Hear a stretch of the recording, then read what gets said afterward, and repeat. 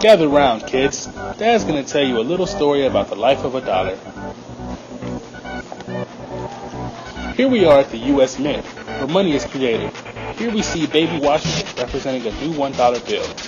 That dollar is then transported from the mint to a bank. After who knows how long, the dollar becomes part of a transaction at the bank. The man who made the transaction happens to own a business.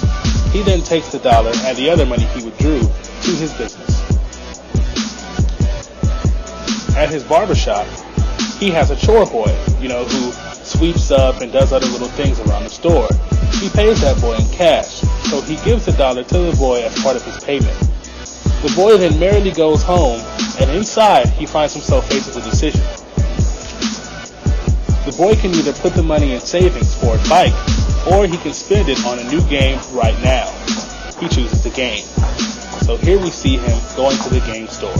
Oh, new game, I want one. Shut up, Dad's trying to tell a story. Con los terroristas.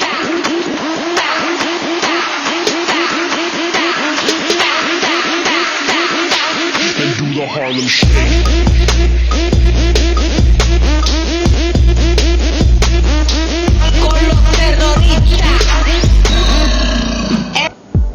So here we are at game. Wait, what was I talking about?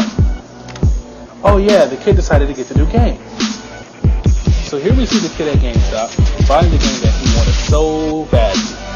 So the dollar is now at GameStop, and one transaction later, the dollar becomes part of change of another business owner who bought a game for his son.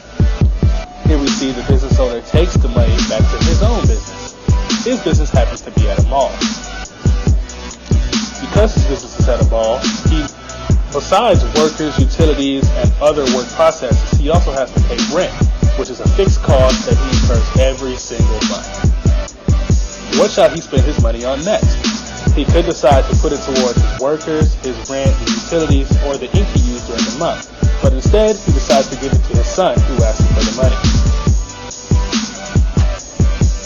His son is very, very grateful for the dollar, and the next day after school, he takes it to the chip boy and buys some chips. The chips cost 50 cents, so the kid buys 2 bags, and the dollar is now with the chip boy. 5 minutes later, the chip boy raises the price by $1. Another rich kid comes and buys the chips for $1.50, and the dollar is now part of the change. That kid then goes to the ice cream man and buys another bar of ice cream for $1.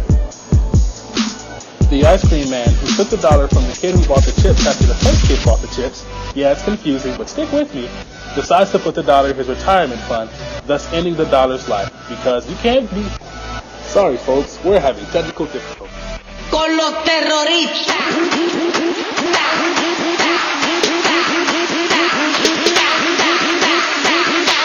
And do the Harlem Shake.